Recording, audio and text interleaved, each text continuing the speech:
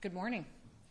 It's good to see all of you. Thank you for being here. I'm Kristi Noem. I'm the Secretary of the Department of Homeland Security, and it's wonderful to be with all of you today and give you an update of not just what the work that President Trump is conducting across the country to make families and their communities safer, but also what this office in particular has focused on, the results that they have delivered, but then also what the state of Florida and the partnerships that they have brought to the federal government as far as incarcerating criminal illegal aliens and bringing them to justice. Today marks 9 months since President Trump has been in office and since he began his work to restore American safety for our families that live here. What he has accomplished for the American people is nothing short of extraordinary. We appreciate what he has done to make us safe again, to secure our borders, and to make sure that he's protecting our people. Since January, the Department of Homeland Security has arrested over 480,000 criminal illegal aliens. 70% of those individuals have criminal charges against them or have been convicted of those criminal charges. Across the country, we're making communities safer so that families can thrive and they can prosper and they can enjoy the kind of freedom that this country was established to provide.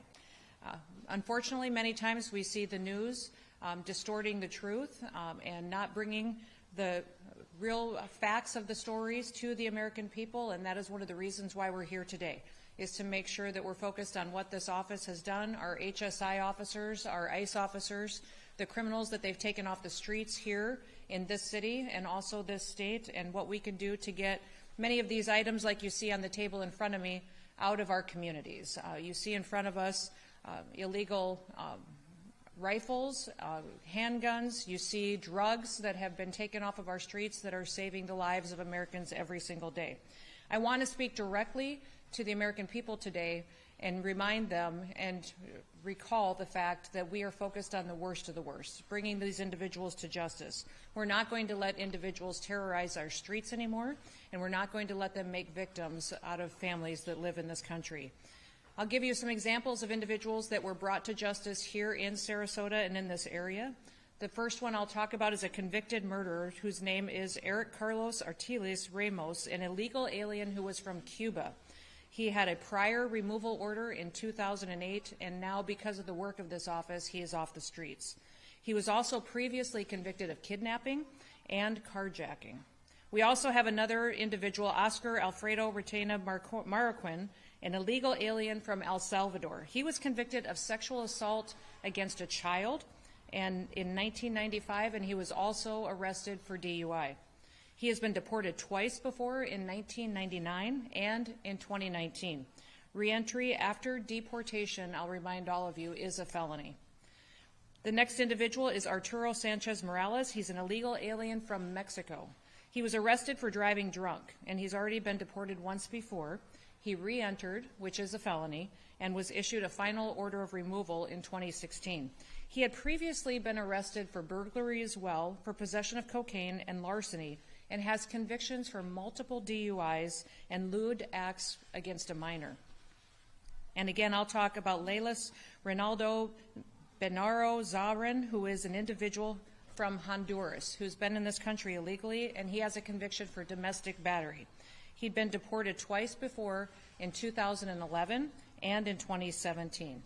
These individuals are just a handful of people that have been in this country creating victims out of American citizens that now those families do no longer have to worry about. Not only have they been brought into and incarcerated, but they're going to be brought to justice and pay for the crimes that they've committed.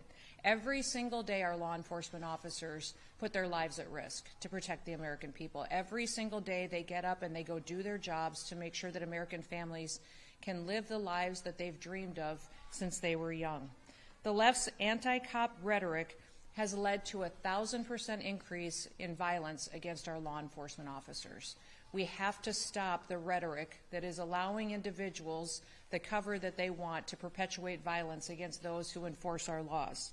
Last month, we had an individual open fire at an ICE facility, and we also saw victims from that attack that happened, not just against ICE agents, but also about detainees that were there at that facility. That individual, when he fired upon the building, created some victims. We lost 2 lives there. 3 individuals were hurt. and 2 died later on after that event. The suspect had anti-ice written on the ammunition and on his bullet casings, proving that he had targeted against individuals that were working to keep our streets safe. Criminals are now even placing bounties on our law enforcement officers. This last month, the Department of Homeland Security arrested a criminal illegal alien and a Latin Kings gang member who placed a bounty on our U.S. Border Patrol Chief Greg Bavino.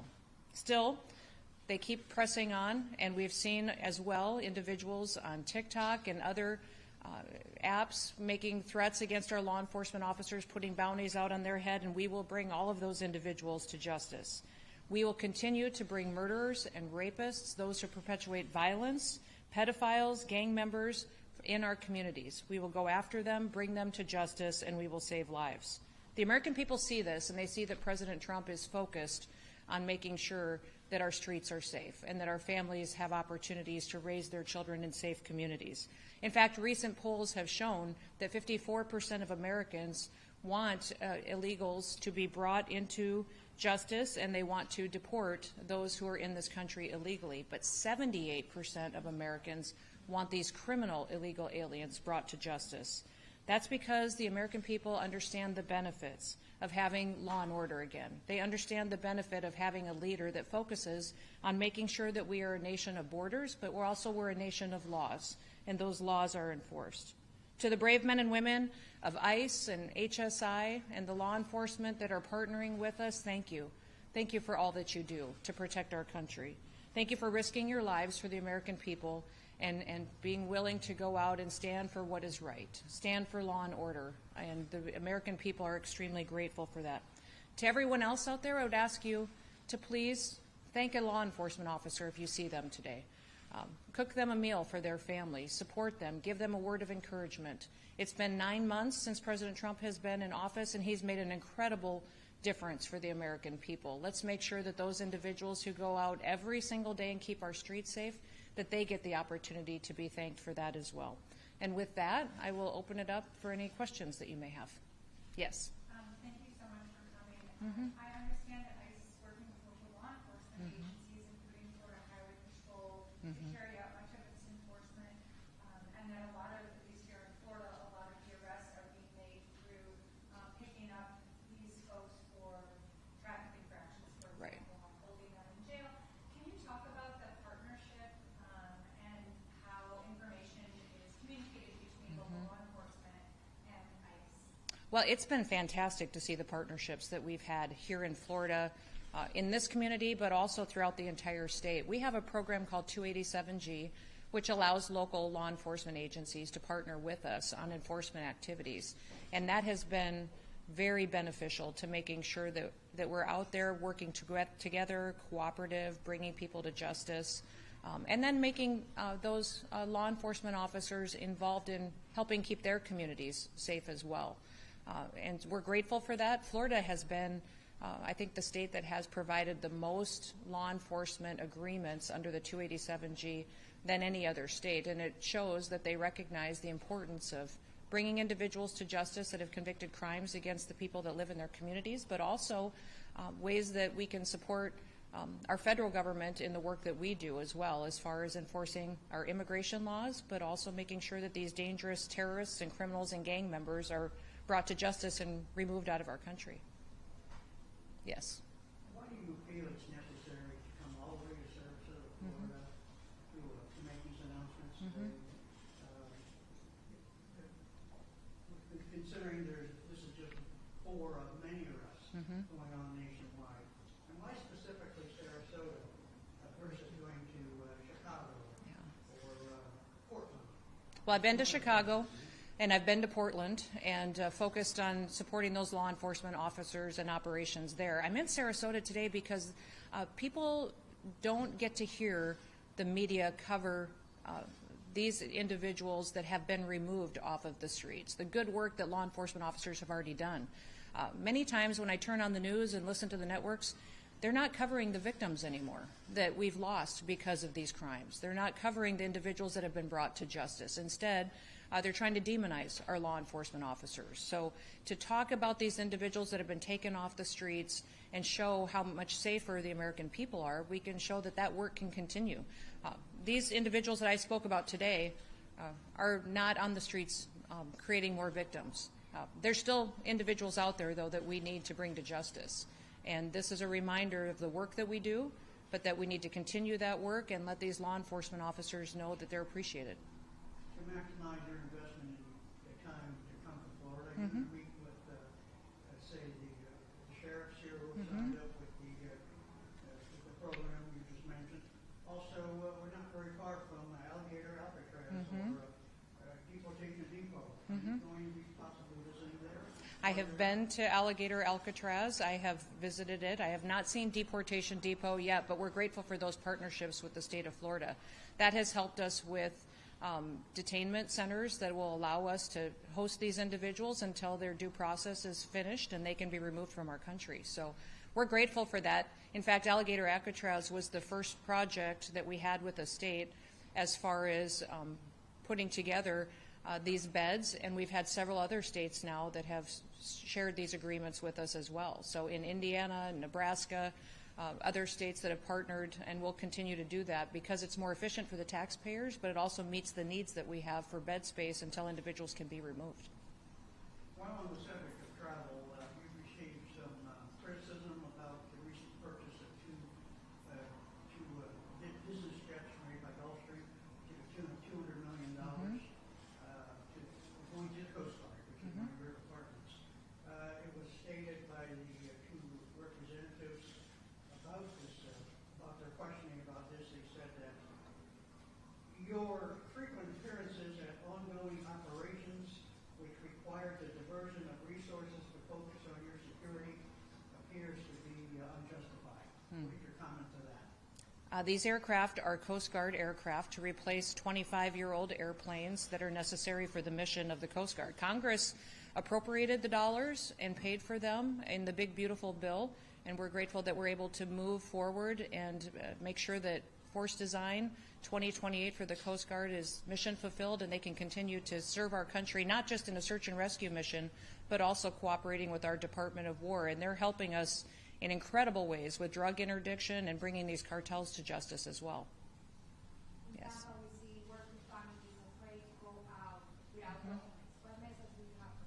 You're saying that working families are afraid to go out? I think they should be in this country legally. They have no fear whatsoever if they're in this country abiding by our laws. And that is the wonderful thing about America. Everybody is treated equally, and we don't pick and choose who the law applies to and who it doesn't. So individuals have the opportunity every day, if they're here illegally, to go home. Go home to your country and come the right way. If they wait until we detain them and we have to remove them ourselves, they'll never get the chance to come back to America. Mm-hmm. You had mentioned, the fact that the media is not talking enough about some of the dangerous folks that you guys are catching and removing from the country. Do you think that might have something to do with the tactics, the masked ICE agents dragging people out of cars and off the street or coming out of their immigration hearings? We've seen images of families. Children are crying. It's just sort of shocking in this country, never having seen that type of thing. No, I think that our law enforcement officers are doing everything appropriately and correct to make sure people are brought to justice. And that's the opportunity that we've given individuals from day one, was that if they're in this country illegally, that they can come to us, we will pay them to leave this country $1,000 and buy them a plane ticket to leave. People get to keep their children with them. If they've committed a crime against individuals in this country, they will be brought to justice. They will be prosecuted for those crimes. We've been very clear about that, and I'm grateful for our law enforcement officers that in the face of danger are out there every day, still doing their job and doing what they can to make sure that they are safe, that they are doing it appropriately, and that they get to go home to their kids and their family members too. I think most people look around a room full of law enforcement officers, and sometimes the media doesn't tell the story that they all have families too, and that they deserve to go home that night and tuck their kids into bed and to be able to get up and support their family and pay their bills as well. That's what today is, 9 months of law enforcement officers finally getting to do their job again, finally getting to do what they took an oath to do, and that's uphold the law and be fair and just in how they do that. And I'm so proud of the work that they've done. So what happens to these 4 individuals? Are they going to be deported immediately? They will be prosecuted for their crimes first in this country and serve their convictions if they're convicted, which many of them have long histories of criminal activity, and then they will be deported to their home countries. Not to a third country. Mm-hmm. Well, it depends on how that arrangement is negotiated. If you remember, we work with the Department of State on every single individual, on how we organize those travel documents, how we work with countries, and how they take their citizens back home. How's your recruitment effort going to hire 10,000 new agents? Yeah, we had over 175,000 applicants for our 10,000 new ICE agents. We have many of them that are already out on the job. They've completed their training. We also have huge recruitment for not just ICE agents and HSI, but our Secret Service law enforcement officers, our CBP officers. All of those recruitment efforts are through the roof because I think of the individuals that are excited about defending the homeland, protecting this country, and making sure that they have the ability to go out and to do a job that they can be proud of. Yes? There's been a lot of conversation and talk about the alleged lack of transparency with regards to ICE releasing information about its operations. Can you speak to the transparency or lack thereof with regards to current operations to detain people here illegally? I'm not certain about those accusations. We are conducting our law enforcement operations just how we always have been. Exactly how law enforcement does investigations, how we do operations. Many of those times, those operations need to be secure, but we have not changed our protocols in how we uphold the law and how we bring people to justice based on any kind of policy that's been put in place under this administration. And so can you also talk about the communication between ICE and local law enforcement agents that We would love to have local law enforcement across the country participating with us. Many times that's not true. Here in Sarasota, it's been fantastic. Here in Florida, it's been amazing. But you go into other communities and other states, and many times those governors are political. Those leaders in those towns, Portland's a great example of the mayor who chooses to play politics instead of keeping his citizens safe. Governor Pritzker in Illinois is putting his people in danger every day by going against us and not working with us to make sure that we're detaining individuals who have criminal charges against them or have been convicted and then re-releasing them out on the streets. We're starting to see better partnership out of some law enforcement officers who recognize that their citizens feel differently than their political leaders. Their citizens recognize that they want their streets safer. We saw that in Washington, D.C., that people that experience the freedom of being able to walk down a street, go to a restaurant again, be able to, conduct normal life and let their kids play in a playground, they enjoyed it, and they let their political leaders know that, and they've cooperated with us more. We continue to have targeted operations in many, many cities, but also very focused on those where challenges are still remaining, such as Portland, Chicago. We're in Memphis as well. We're going into San Francisco at the direction of the president as well. We're going to continue to make sure we're focused not just in those cities that we hear about on the news, but also cities like Sarasota, that we make sure that law enforcement officers in every single community get the chance to continue to get these criminals off of their streets. Is it true, though, the majority of arrests or detentions that are happening are people who are either low-level crimes, like Well, what would you call a low-level crime? I would say anybody who's been victimized by somebody who's committed a crime, it's significant to them. It's significant. That's significant if they end up causing harm to someone. If they're not trained and don't have a license and they're on the street operating illegally, get into an accident, hurt someone, then that no longer is a low-level crime. We have laws, and we don't get to pick which ones matter and which ones don't. Every single one of our laws has been put in place for a reason, and therefore will be enforced. Any other questions? Well, thank you so much for making sure that we're covering the good work that President Trump is doing and what he's doing to make sure that we're bringing people to justice for the crimes that they've committed. Right here in Sarasota, we've gotten murderers off the street, rapists, people who have committed crimes against children, and now today the people of Sarasota and in Florida and our country are safer because of it. May God bless each and every one of our law enforcement officers for the work that they do, and continue to go out and to thank them. Thank them for what they're doing in the light of political attacks and threats from individuals that have an agenda. Thank them for standing up for freedom and for making sure that America can continue to be a safe country, but also a country of many liberties and blessings. God bless you. Thank you, guys.